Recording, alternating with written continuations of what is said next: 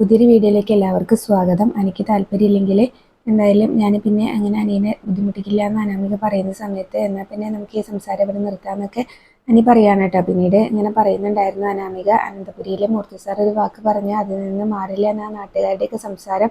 എൻ്റെ അച്ഛന് വാക്ക് കൊടുത്തത് നിൻ്റെ മുത്തശ്ശനാണ്, അതുകൊണ്ട് തന്നെ എനിക്ക് ആ വാക്കിൽ നല്ല ഉറപ്പുണ്ട്. ഞാൻ ആ വീടിൻ്റെ മരുമകൾ ഇപ്പം തന്നെ ആയി കഴിഞ്ഞു എന്നൊക്കെ പറയാണ് കേട്ടോ. പിന്നീട് അവരവിടുന്ന് പിരിയുന്നുണ്ട്. അതിനുശേഷം നയന വന്നിട്ട് ആദർശിനോട് പറയുന്നുണ്ടായിരുന്നു, ഇങ്ങനെ എനിക്ക് ഈ കല്യാണത്തിന് താല്പര്യമില്ല എന്ന് തോന്നുന്നുണ്ട്. അനാമിക അങ്ങനെ അനിയുടെ ഫ്രണ്ടോ ആരാധിക്കുകയൊക്കെ തന്നെയാണ്, പക്ഷേ ആ കുട്ടി അനിയുടെ മനസ്സിലേക്ക് കയറിയിട്ടില്ല എന്ന് പറയുമ്പോൾ പിന്നെ ആരാ അവൻ്റെ മനസ്സിലെന്ന് ചോദിക്കുന്നുണ്ട് കേട്ടോ. അതറിയില്ല, വേറെ ആരോ ഉണ്ടെന്ന് മാത്രം മനസ്സിലായി അവൻ്റെ സംസാരത്തിൽ നിന്ന് പറയാണ്ട്. അപ്പം നീ അതിനെ വെറുതെ പ്രോത്സാഹിപ്പിക്കാനൊന്നും നിൽക്കണ്ട.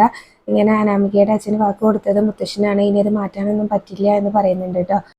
പിന്നീട് ആദർശ് 2 കല്യാണം നടത്തിയതിനെ കുറിച്ചൊക്കെ പറയുന്നുണ്ടായിരുന്നു. നയനി അതുപോലെ തന്നെ നവ്യ വീട്ടിലേക്ക് കയറിയതിനെ കുറിച്ചൊക്കെ പറയാണ് കേട്ടോ. അല്ലെങ്കിലും ഇനിയിപ്പോൾ ഇങ്ങനെ അവൻ സ്നേഹിക്കുന്ന ഒരു പെൺകുട്ടീനെ ഇവിടെ കൊണ്ടുവരാൻ എന്തായാലും അത് പറ്റില്ല. ഇത് ശരിക്കും അറേഞ്ച്ഡ് മാരേജ് ആണ്. 2 വീട്ടുകാരും അങ്ങോട്ടും ഇങ്ങോട്ടും പോയി ഉറപ്പിച്ച ഒരിതാണ്. ഇനിയിപ്പോൾ അവൻ സ്നേഹിക്കുന്ന പെൺകുട്ടീനെ വിളിച്ചു കൊടുന്നാൽ ഇവിടെ പ്രത്യേകിച്ചൊന്നും സംഭവിക്കാൻ പോകുന്നില്ല. വീണ്ടും ഒരു യുദ്ധം നടക്കും എന്നുള്ളതിലൊക്കെ സംസാരിക്കുകയാണ് കേട്ടോ. അപ്പോൾ എന്തായാലും ഞാൻ അനീനെ ഏറ്റവും കൂടുതൽ സ്നേഹിക്കുന്ന ആളോടല്ലേ ഇതെല്ലാം പറയേണ്ടത്, അതുകൊണ്ട് പറഞ്ഞതാണ് അവൻ്റെ സങ്കടം കണ്ടിട്ട് എന്ന് പറയുന്നുണ്ട്. ഇനി നമുക്ക് ഈ സംസാരം ഇവിടെ വെച്ച് നിർത്താമെന്ന് നയനിയും പറയാണ് കേട്ടോ.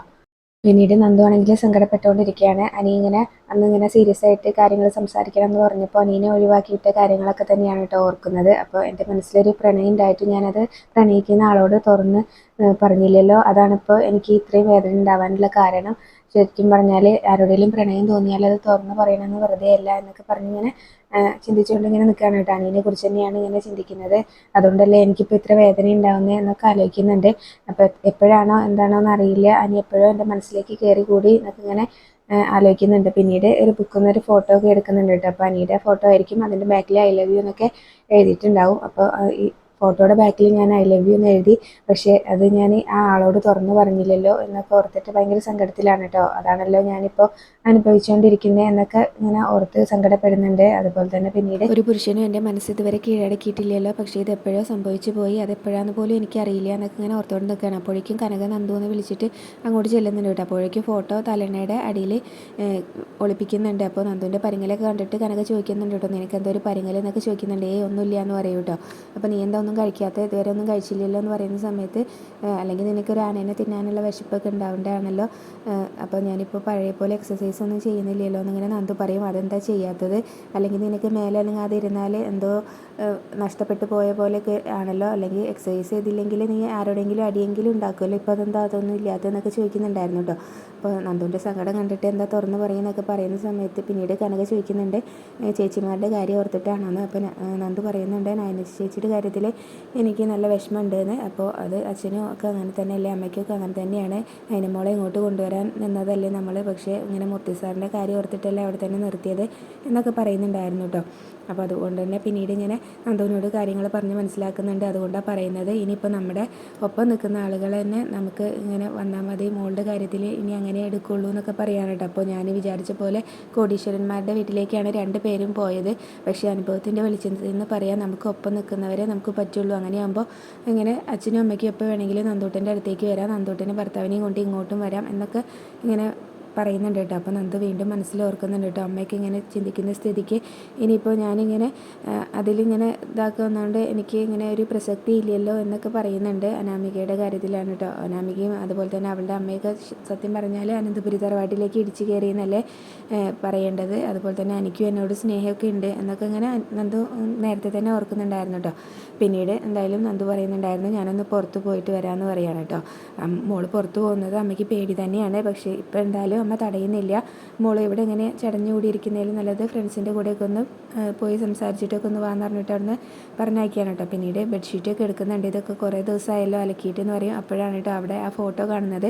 ആദ്യം ഐ ലവ് യു എന്ന് എഴുതിയ ആ ഭാഗമാണ് കാണുന്നത്. അപ്പോൾ ഞാൻ വിചാരിച്ച പോലെ മോളുടെ മനസ്സ് എവിടെയോ പാളിപ്പോയിട്ടുണ്ട്, ആരെയായിരിക്കും മോൾ സ്നേഹിക്കുന്നതെന്ന് ഓർത്തിട്ട് ആ ഫോട്ടോ തിരിക്കുന്ന സമയത്താണ് കേട്ടോ അനിയുടെ ഫോട്ടോ കാണുന്നത്. അപ്പോഴേക്കും കനകയ്ക്ക് ഭയങ്കര ഷോക്കാവുകയാണ്. അപ്പോൾ എനിക്ക് നേരത്തെ സംശയം ഉണ്ടായിരുന്നു അനീനെ മോൾ നന്ദോട്ട് സ്നേഹിക്കുന്നുണ്ട് എന്നുള്ളത്, പക്ഷേ അവൾ ഈ ചതി ചെയ്തല്ലോ, അവളുടെ ചേച്ചിമാരുടെ കാര്യമൊക്കെ അവൾക്ക് അറിയാവുന്നതല്ലേ എന്നൊക്കെ കനക മനസ്സിലോർക്കുന്നുണ്ട്. പിന്നീട് ജലജയാണെങ്കിലും ദൃശ്യ പ്രമാണം കീറി കളഞ്ഞ കാര്യങ്ങളാണ് കേട്ടോ ഓർക്കുന്നത്. ഒരു വിവരദോഷിയെ പ്രമാണം കീറി കളഞ്ഞു എന്നൊക്കെ ഓർക്കുകയാണ്. അപ്പോൾ എന്തായാലും ആ പ്രമാണത്തിൽ എന്താ എഴുതിയെന്ന് പോലും അങ്ങനെ അറിയാൻ പറ്റിയില്ലല്ലോ എന്നൊക്കെ ഓർത്തോണ്ട് നിൽക്കുകയാണ്. അപ്പോൾ അതെന്തായാലും വേസ്റ്റ് ബോക്സിൽ കാണും, അതെടുത്ത് ഒന്ന് നോക്കാമെന്നുള്ള രീതിക്ക് പുറത്തേക്ക് പോവാണ് കേട്ടോ. അപ്പോൾ അവിടെ ഉണ്ടായിരുന്ന മീനാക്ഷി ചേച്ചി വേസ്റ്റൊക്കെ പുറത്ത് കൊണ്ട് കളയാനായിട്ട് പോകുന്നുണ്ട് കേട്ടോ. അപ്പോൾ കാണാതെ അവിടെ തന്നെ നിന്ന് നോക്കുന്നുണ്ട്. പിന്നീട് അത് വേസ്റ്റൊക്കെ കൊണ്ടിട്ട് വരുന്ന സമയത്ത് ആ വേസ്റ്റിൽ നിന്ന് ഒക്കെ അതൊക്കെ എടുക്കാനായിട്ട് ചെല്ലുന്നുണ്ട്. അപ്പോൾ ഒരു മൂക്കൊക്കെ പൊത്തിപ്പിടിച്ച് ഭയങ്കര കഷ്ടപ്പെട്ടാണ് കേട്ടോ അതിലിങ്ങനെ തിരഞ്ഞുകൊണ്ടിരിക്കുന്നത്. അപ്പോൾ അങ്ങനെ ഒരു ഭിക്ഷക്കാരൻ അതിൽ വരുന്നുണ്ട്. അപ്പോൾ നീയാണല്ലേ ഞങ്ങളുടെ കഞ്ഞിയിൽ പാറ്റിയിടുന്നത് എന്നൊക്കെ ചോദിക്കാനുണ്ട്. അപ്പോൾ എന്താണെന്ന് പറഞ്ഞിട്ട് അയാളോടും തർക്കിക്കുന്നുണ്ടായിരുന്നു കേട്ടോ. അപ്പോൾ ഞാൻ വരുന്ന സമയത്ത് ഇപ്പോൾ ഇതിലെ പേപ്പറുകളൊന്നും കാണാനില്ല, അപ്പോൾ നീയാണ് അതെല്ലാം പെറുക്കി കൊണ്ടുപോകുന്നത്, ഇങ്ങനെ കണ്ടിട്ട് നല്ലതുണ്ടല്ലോ, ഇങ്ങനെ ഈ മാലയൊക്കെ സ്വർണം തന്നെയാണോ, എങ്കിൽ ഒരു മോതിരോ വളയോ എന്തെങ്കിലുമൊക്കെ എനിക്ക് താ എന്നൊക്കെ പറയുന്നുണ്ടായിരുന്നു കേട്ടോ. പിന്നീട് ഇങ്ങനെ നിനക്ക് ഞാൻ ആരാന്ന് അറിയുമോ എന്നൊക്കെ ഇങ്ങനെ ചോദിച്ച് അതിനോട് വഴക്കിടുകയൊക്കെ ചെയ്യുന്നുണ്ട്. അയാൾ അതൊക്കെ പറഞ്ഞിട്ട് അതങ്ങ് പോകുന്നുണ്ട് കേട്ടോ. പിന്നീട് അയാൾ പോകുമ്പോഴാണെങ്കിലും ജലജ ഇങ്ങനെ പറയുന്നുണ്ടായിരുന്നു, ഭിക്ഷക്കാരുടെ വായിലിരിക്കുന്ന പോലും കേൾക്കണമല്ലോ, ഇപ്പോൾ ഈ സമയത്തിൻ്റെ ആയിരിക്കും എന്നൊക്കെ പറഞ്ഞിട്ട് വീണ്ടും ആ വേസ്റ്റ് ബോക്സ് ആകെ തപ്പിക്കൊണ്ടിരിക്കുകയാണ് കേട്ടോ. അപ്പോൾ എന്തായാലും അതിൽ നിന്ന് കിട്ടുന്നുണ്ട്.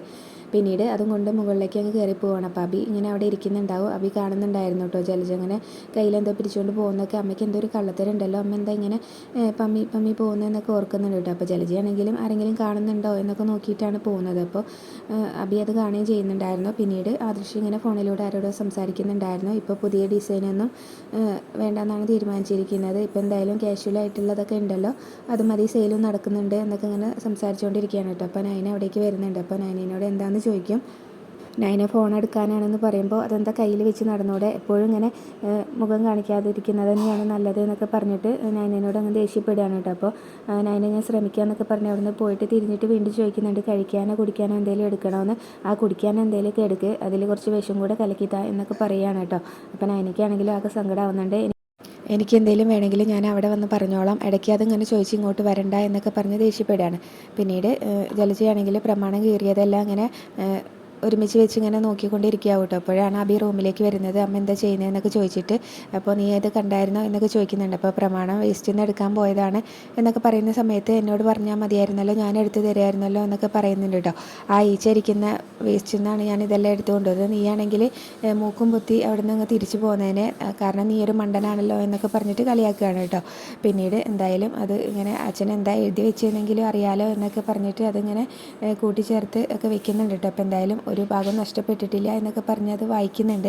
ആദ്യം തന്നെ അതിൽ എഴുതിയിട്ടുണ്ടായിരുന്നത് എല്ലാവരും സ്വത്തുക്കളൊക്കെ അങ്ങനെ തുല്യമായിട്ട് പങ്കിട്ടെടുക്കണം എന്നാണ് എഴുതിയിട്ടുണ്ടായിരുന്നത്. പിന്നെ എഴുതിയിട്ടുണ്ടായിരുന്നത് വായിക്കുന്നത് അതുപോലെ തന്നെ ഇങ്ങനെ എല്ലാവരും കൂട്ടുകുടുംബമായിട്ടാണല്ലോ ഇപ്പോൾ താമസിക്കുന്നത്. അപ്പോൾ മുത്തശ്ശൻ്റെ മരണശേഷം അങ്ങനെ പിരിഞ്ഞു പോകാൻ താല്പര്യം ഉണ്ടെങ്കിൽ ഇങ്ങനെ ദേവയാനി അതുപോലെ തന്നെ ജയനും ആദർശും നയനയും പറയുന്ന പോലെ ആയിരിക്കണം സ്വത്തുക്കൾ ഇങ്ങനെ പങ്കിട്ടെടുക്കേണ്ടത് എന്നാണ് കേട്ടോ എഴുതിയിട്ടുണ്ടായിരുന്നത്.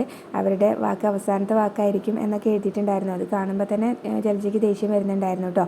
അപ്പോൾ മകളായ എന്നോട് പോലും ഇത്രയ്ക്ക് ഒരു ഇതില്ല, അങ്ങേർക്ക് കിളവൻ എന്നൊക്കെ പറഞ്ഞിട്ട് അങ്ങ് പറഞ്ഞു തുടങ്ങുന്നുണ്ട്. അപ്പോൾ അതിനും കാരണം ഉണ്ടെന്ന് പറയുമ്പോൾ അപ്പി ചോദിക്കുന്നുണ്ടായിരുന്നു, അതെന്താ അമ്മേ കാരണം എന്ന്. അതൊന്നും ഞാനിപ്പോൾ പറയുന്നില്ല, ഇന്നലെ വന്നവൾക്ക് പോലും ഇവിടെ സ്ഥാനമുണ്ട്, അച്ഛൻ എന്ത് സംസാരിച്ച് തുടങ്ങിയാലും അവസാനം നയനയുടെ പേരിലേ അത് എത്തുള്ളൂ എന്നൊക്കെ പറഞ്ഞിട്ട് അങ്ങ് പറയാണ് കേട്ടോ. അപ്പോൾ എന്തായാലും പിന്നീട് ഇങ്ങനെ അഭിനയാണല്ലോ അവിടെ ആർക്കും ഇഷ്ടമില്ലാത്തത്, അതും പറയുന്നുണ്ടായിരുന്നു. അച്ഛന് നിന്നോട് ഒരു ഇതുമില്ല, ആദർശാണെങ്കിൽ ഇങ്ങനെ മർമ്മം നോക്കി അച്ഛനോട് ഓരോന്ന് പറയുമ്പോഴും അവനോട് ഭയങ്കര കാര്യമാണ്. അതുപോലെ തന്നെ അനീനോടും എല്ലാവർക്കും സ്നേഹമാണ്. നിനക്ക് അനന്തപുരിയിലെ മൂർത്തി സാറിൻ്റെ കൊച്ചുമോൻ എന്നുള്ള പേര് മാത്രമേ ഉള്ളൂ, നിന്നോട് ആർക്കും ഒരു സ്നേഹമില്ല എന്നൊക്കെ പറയുന്നുണ്ട്. അതിന് കാരണം നീ തന്നെയാണ് എന്നൊക്കെ പറഞ്ഞ് ഇങ്ങനെ അബിനോട് പറയുന്നുണ്ട്. അതിൽ വേറെ ആർക്കും ഒരു പങ്കുമില്ല എന്ന് പറയുന്നുണ്ട് കേട്ടോ. അപ്പോൾ നീയാണെങ്കിൽ നിൻ്റെ ഏട്ടനെ തോൽപ്പിക്കാൻ വേണ്ടിയിട്ട് ഒരുത്തിയെ ഇങ്ങോട്ട് കൂട്ടിക്കൊണ്ട് വന്നു. അനന്തപുരിയിൽ ഇങ്ങനെ ചാക്ക് കണക്കിന് സ്വർണ്ണമായിട്ട് ഇങ്ങനെ പെൺകുട്ടികൾ വരാനായിട്ട് കാത്തു നിൽക്കുകയാണ്. അപ്പോഴാണ് നീ നിൻ്റെ ഏട്ടനെ തോൽപ്പിക്കാൻ വേണ്ടിയിട്ട് ഒരുത്തിയെ കൂട്ടിക്കൊണ്ട് വന്നത്. ഇനിയിപ്പോൾ ജീവിതകാലം മുഴുവൻ ഇങ്ങനെ അത് അനുഭവിച്ചോ എന്നൊക്കെ പറയുകയാണ് കേട്ടോ ദേഷ്യപ്പെട്ടുകൊണ്ട്. പിന്നീട് പ്രമാണത്തിലുള്ള കാര്യങ്ങളെല്ലാം വായിച്ചു കഴിഞ്ഞ ശേഷം ഇനിയിപ്പോൾ അത് ആരും വായിക്കേണ്ട എന്നൊക്കെ പറഞ്ഞിട്ട് അതങ്ങ് വലിച്ചെറിയുകയും ചെയ്യുന്നുണ്ട്. ഇത് ആദർശ് വായിക്കാതിരുന്നത് നന്നായി, ഇനിയിപ്പോൾ നമ്മൾ സ്വത്ത് ഭാഗം വയ്ക്കുന്ന കാര്യം അച്ഛനോട് പറയേ വേണ്ട എന്നൊക്കെ പറയുന്നുണ്ടായിരുന്നു കേട്ടോ. ഇന്ന് ഇത്രയൊക്കെയാണ് എപ്പിസോഡിൽ കാണിച്ചിട്ടുണ്ടായിരുന്നത്. റിവ്യൂ ഇഷ്ടമെങ്കിൽ ചാനലൊന്ന് സബ്സ്ക്രൈബ് ചെയ്ത് സപ്പോർട്ട് ചെയ്യാൻ മറക്കല്ലേ. താങ്ക്